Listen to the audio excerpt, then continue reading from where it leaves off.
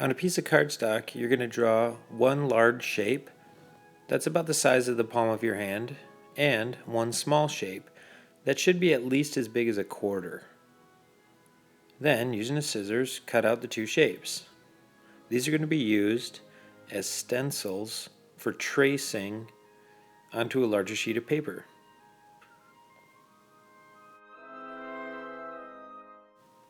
Cut the shapes out carefully and be precise so you have two good shapes. You don't want really sloppy edges, and if you have little corners to get into, cut in one direction and out the other.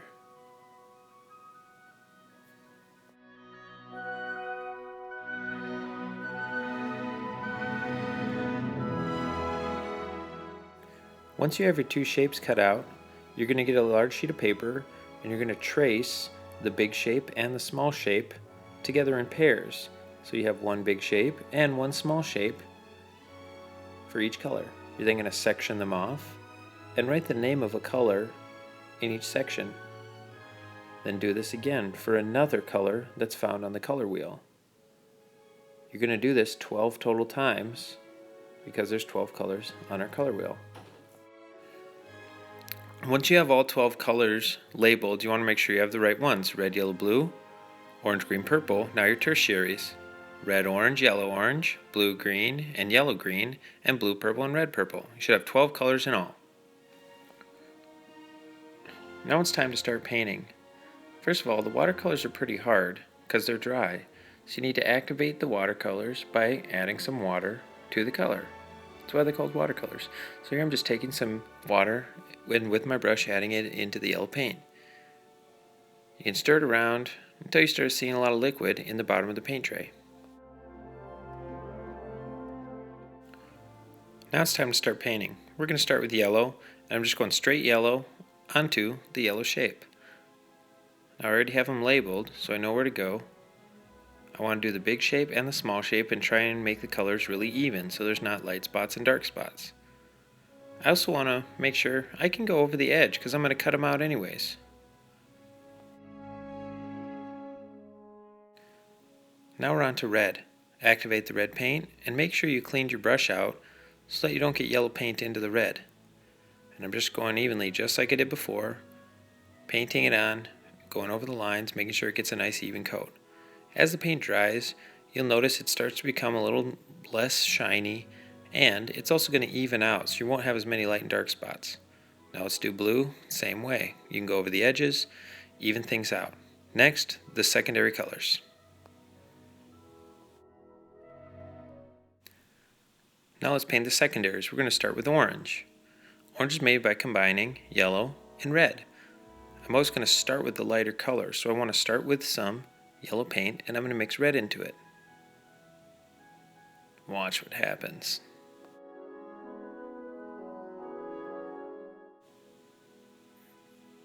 Wow, that's awesome. I just made orange. I'm going to paint the orange just like I did with the other colors. Now if it looks too dark to you, that's okay because you can just make your other ones either lighter or darker based on what color you need to paint. So I've got my orange there. Now, in order to make my red orange next, I'm going to add some red into the orange that I already have. Cleaning out my brush, grabbing some red, stirring it into my orange is going to make it even darker. So I'm going to paint that on the red-orange spot because red-orange should be more red than my orange. Now, for my yellow-orange, I'm going to clean out my brush, add some yellow, get a bunch of yellow and mix it back into that red-orange to make it back lighter. And I need to make sure it gets lighter than my original orange. So I'm adding a lot of yellow, stirring it in there. Looks pretty good.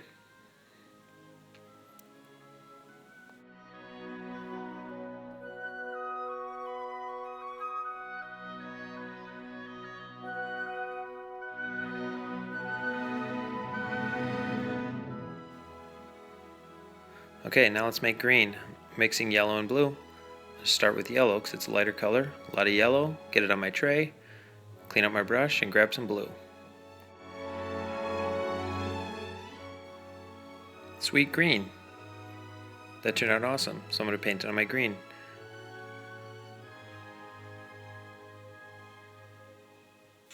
Once I have that, Moving on to my blue-green. I'm going to take some more blue and add it to my green in order to make it darker.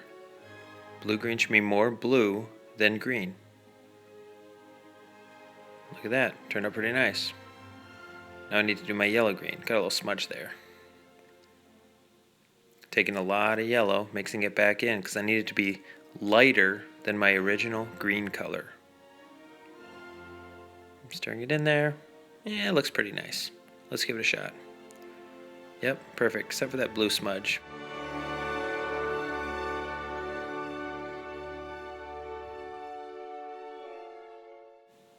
Alright, now let's make purple.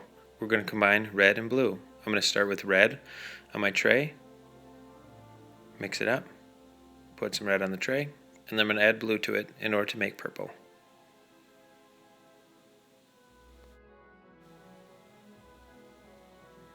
Ta-da! Sweet purple. Paint it in.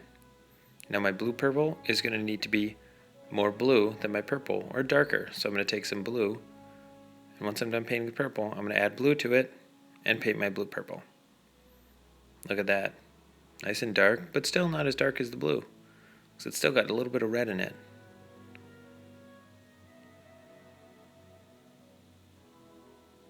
Now I'm doing my red purple. I'm going to take a bunch of red and I'm going to add it back in order to make my red purple, which should be more red than my original purple.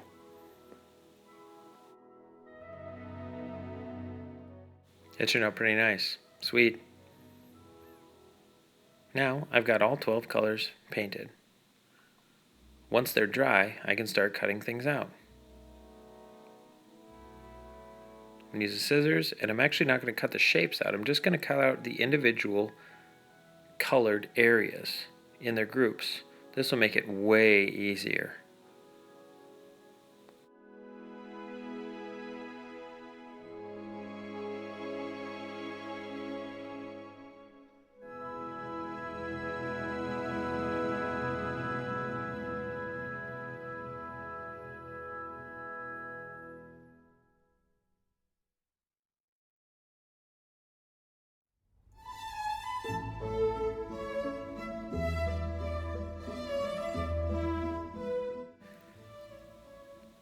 Now that I have all of the colored groups set out, I'm going to start cutting out individual colors. It's easy to just cut kind of rough cuts around the outside and then go back and do the small little corners and edges and things like that. Take your time, cut with your scissors, and also, as you're cutting, turn the paper with your other hand in order to kind of guide it along the edge of the scissors. You're welcome to cut inside the lines. You want to try to cut off as much of that border line as possible so that you don't have a big dark border around all your colors.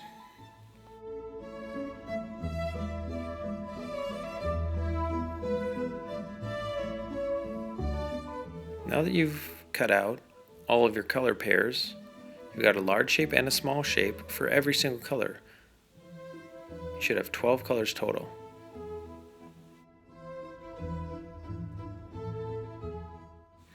Now you're going to get a sheet of colored paper. You can choose whatever color you'd like. The first thing to do before we start gluing anything down is getting everything spaced out and in the right spot. So start with the color that you know and put all of your shapes onto the paper without glue in the correct order. Remember your order, check your notes if you need to. Make sure you have 12 shapes and that they all fit on the paper. Space them evenly. And eventually you're going to want to make sure that you don't have things hanging off the edge of the paper. It should also be in somewhat of a circular shape, not a square or triangle.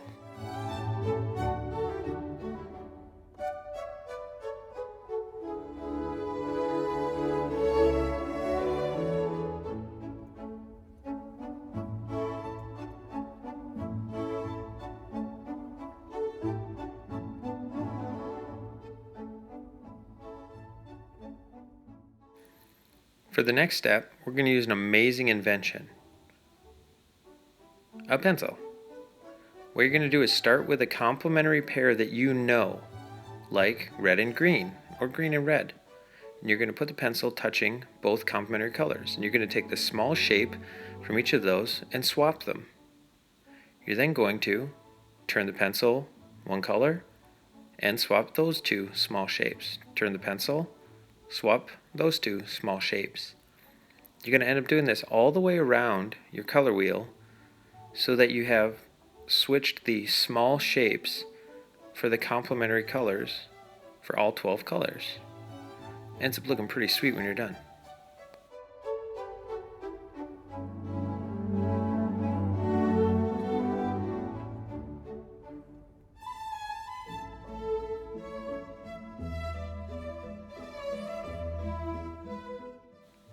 Once you have all the shapes in place, make sure everything's lined up neatly. Now it's time to grab a glue stick and you can start gluing. If I were you, I'd start by gluing down the big shapes first and then go back and do all the small shapes. Make sure everything's on the paper. Be careful in your gluing. Here's some examples of past students' work from other classes. They're pretty cool. It's a fun project. Hope you had a good time making it. As you're doing it, take your time painting, take your time cutting, take your time gluing, and enjoy it. I'm looking forward to seeing your project. Have a good time. See you.